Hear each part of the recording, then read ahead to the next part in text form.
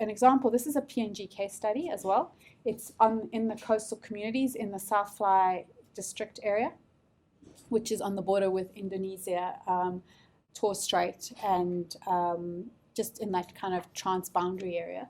There's a huge amount of overfishing that occurs there.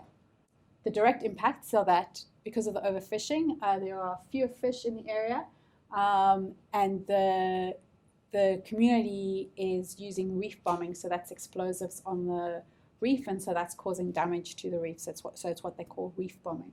The result of fewer fish is less cash, is less food for people, both because there's less cash, but also, so some of these you can see the indirect impact. You could actually even have an arrow that went here because it's less cash, less food, but it's also less food because there's less fish. Because there's reef bombing, there's less tourists. That has a negative loop back into no cash, and there's increasing conflict between the fishermen in the area. There's conflict over the fact that there are fewer fish, and so they're fishing in each other's areas, and there's conflict because some of the fishermen don't want reef bombing to happen, so because it's so detrimental to the reefs. So what are the causes of the overfishing? Need for cash. Fewer reefs, because a lot of the reefs there have also been impacted by climate change. There's been bleaching. And one of the big issues is the breakdown in local rules due to changes in customary law. And what are the indirect causes of that? Increased need for cash is fuel costs and more children. So people need more money because fuel costs have gone up and because they're having more children, or they're having children. They're not necessarily having more children, but they need to pay for food for their children. Coral mining, so there are fewer reefs because there's been coral mining in the area as well, extraction of reef. And then finally, there are no local rules, so there's been cultural loss. So when you do the feedback loops, conflicts also caused by cultural loss, and this has had a huge amplifying effect.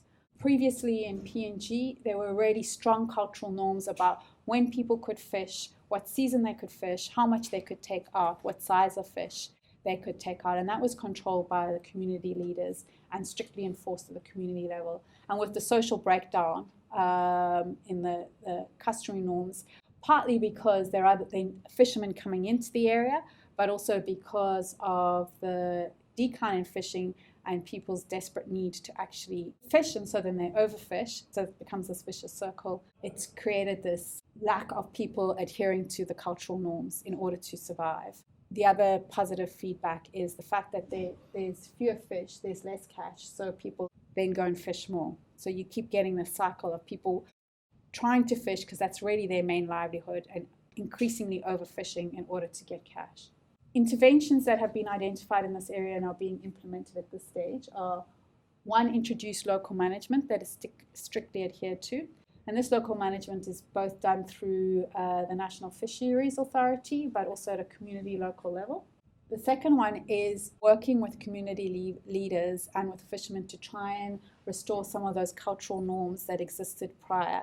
So setting up governance structures at a community level, because the NFA, even though it does have regulatory authority in that area, it has very few people that can actually enforce the overfishing.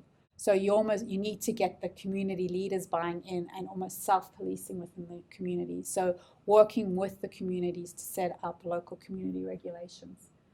And then the final one you might decide in order to break the cycle is population control. Now, so in our project, we haven't actually done that, but we have identified it as an issue, and NFA is talking to health. So this is where you start to look at, in order to break the cycle, you might need to bring in other partners. That you're not going to break the cycle of overfishing by just dealing with the customary laws and the fisheries authority, that you're probably going to have to look at a wider range of partners to change that.